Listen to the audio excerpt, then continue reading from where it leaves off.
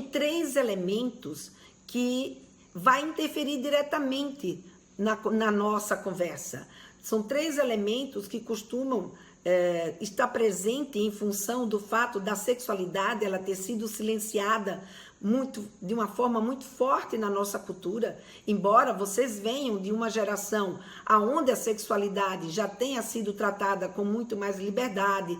Muitos pais os seus pais muitas vezes já conversaram, né, com vocês já trouxeram um pouco de bagagem e de referência para essa conversa, mas muitas vezes a gente ainda vai encontrar, pelo menos é o que eu tenho visto, né, na minha caminhada, nesses 2 anos de trabalho que eu tenho feito com pais, ainda encontro muitas mães que elas têm muita dificuldade de não saber, né, de não saber como se colocar perante uma conversa de sexualidade com seu filho. E essa dificuldade, ela acontece porque exatamente existem 3 pontos, né, que a gente desenvolve em relação à sexualidade que trava muito essa nossa conversa. Um deles é o tabu, ou seja, tudo aquilo que a gente acha que é proibido, que é algo que é perigoso, que é imundo, que é impuro. Ou seja, esse conceito que a gente desenvolve em relação à sexualidade faz com que a gente se sinta proibido de falar sobre isso.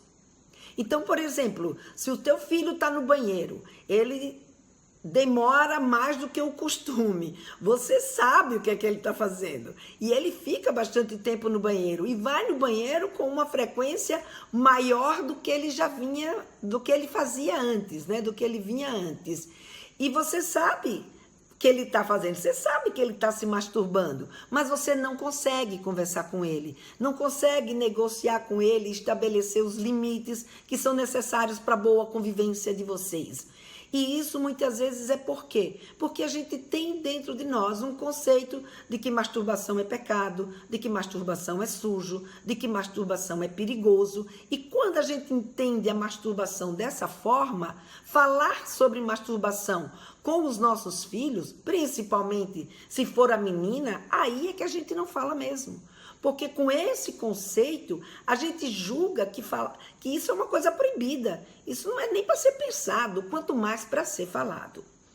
Uma outra questão que atrapalha bastante a fluir, né, a conversa sobre sexualidade é a vergonha.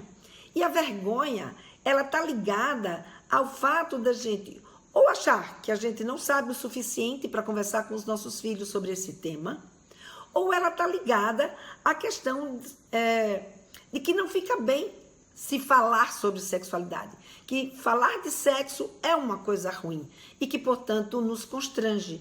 E por nos constrangir, a gente fica com vergonha, ou que pode constranger o outro.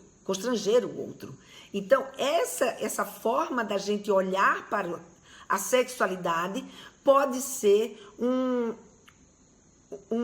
elemento que trave, né, a gente fluir nessa conversa com os nossos filhos. E por fim, o medo. O medo é um terceiro elemento que ele é fruto, né, de um conteúdo que a gente imagina.